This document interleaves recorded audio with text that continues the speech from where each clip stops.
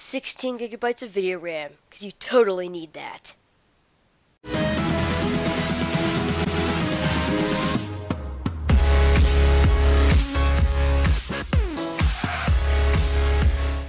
Hey guys, Court here from Willatech with a $10,000 gaming PC build.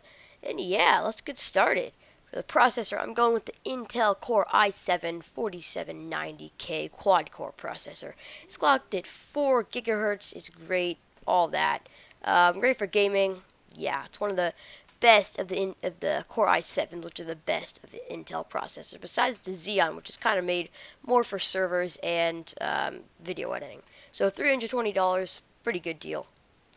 Next, we have the motherboard, which is an ASRock Z97 Extreme 9 motherboard. It supports up to 32 gigabytes of DDR3 RAM, has 6 SATA ports, and an onboard USB header. So, yeah, $230, great deal. Yeah, that's about it. For the memory, I'm going with 32 gigabytes of Corsair Vengeance Pro RAM. That has 4 8GB sticks. It's DDR3 RAM, which is the common kind, so it'll work with the motherboard and all that. It's $1,100, so pretty expensive, but you're going to want all that RAM for a $10,000 gaming PC build. I mean, we're going all out with this. Next, we're getting into the storage, and first off, we have two Crucial MX 200 500 gigabyte solid state drives.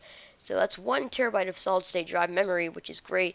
It's made by Crucial, which is one of the best solid state drive companies, next to like Kingston or something. So that's $500. They're $250 each if you only want to get one or something. But yeah, next in the storage we have an 8 terabyte Seagate Archive hard drive. So it runs at 5400 RPM, has the standard 3.5-inch form factor, and that's $360. But it's 8 terabytes, so you're gonna be able to store all the games you want. Yeah. So for the graphics card, we have two HIS Radeon R9 295 X2 8GB video cards.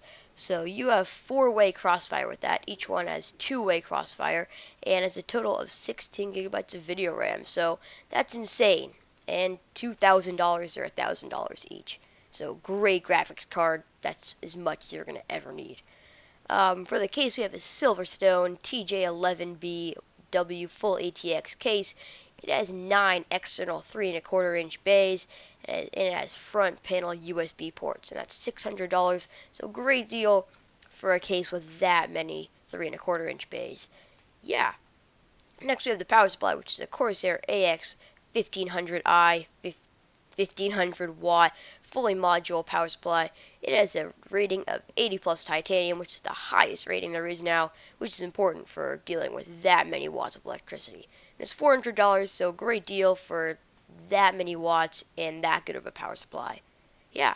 Next we have the optical drive, which is an LG BH16 NS40 Blu-ray, DVD, and CD writer. So yeah, if you want the best optical drive out there, at least in my opinion, this is what you want to go with, $100. So yeah. Next we have the operating system, which is Windows 7 Ultimate 64-bit, my favorite operating system. It has high compatibility with every program out there as of 2015, and is great for gaming because it doesn't have all that background processes Windows 8 or Vista does. And yeah, $200, pretty expensive for an operating system, but it's worth it. Yeah.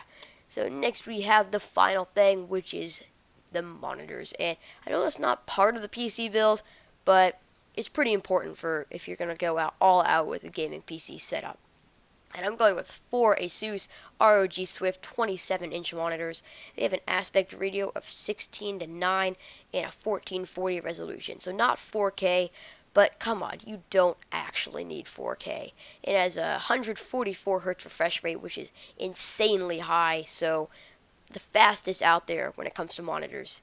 And that costs $3,200 or $800 each if you only want to get one.